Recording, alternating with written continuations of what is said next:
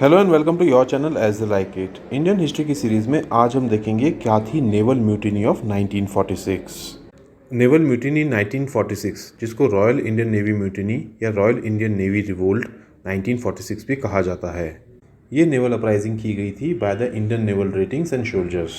Royal Indian navy की mutiny, जो कि फरवरी 18, 1946 को इरप्ट हुई थी, सिर्फ 5 दिन चली, लेकिन ये प्रूव हुई as a mortal blow against the entire structure of British Raj. आइए समझते हैं क्या था background of the mutiny. Mutiny से पहले सेकेंड वर्ल्ड वॉर हुआ था और सेकेंड वर्ल्ड वॉर ने पूरी जियोपॉलिटिक्स को चेंज कर दिया था।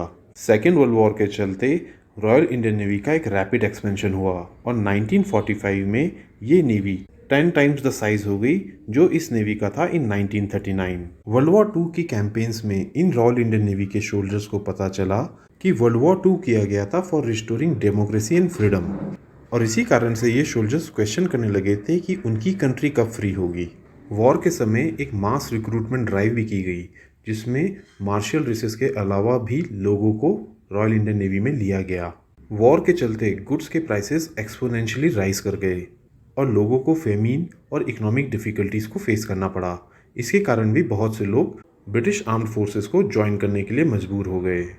रॉयल इंडियन नेवी के जो इंडियन सोल्जर्स और टेक्नीशियंस थे वो भी ब्रिटिश काउंटर पार्ट्स के बराबर स्किल्ड थे, लेकिन इसके बावजूद भी उनको ब्रिटिशर्स के कंपैरिजन में लोअर हैंड ट्रीटमेंट मिलता था। तो ये था इस म्यूटिनी का बैकग्राउंड। आइए जानते हैं कैसे हुआ था रॉयल इंडियन नेवी रिवोल्ट।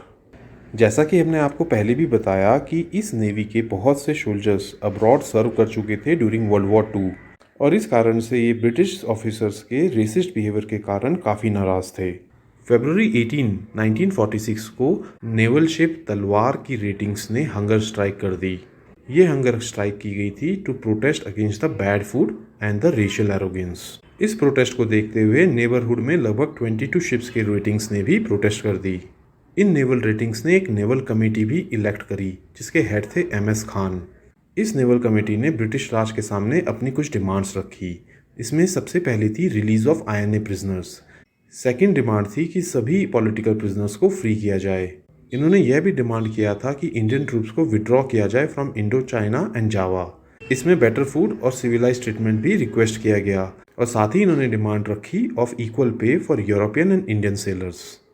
22 फरवरी तक ये रिवोल्ट सभी नेवल बेसिस तक स्प्रेड कर गया। इन म्यूटिनियर्स को पूरे देश भर में सपोर्ट मिला। लोगों ने इस रिवोल्ट के सपोर्ट में डेमोन्स्ट्रेशंस की। कम्युनिस्ट और कांग्रेस सोशलिस्ट ने एक जनरल स्ट्राइक की कॉल करी ऑन 22 फरवरी। तो दोस्तों, यहाँ खत्म होता है first part of royal Indian Navy revolt. अगर आपको ये इन्फॉर्मेशन पसंद आई हो तो हमारे चैनल को लाइक एंड सब्सक्राइब करें। Thank you.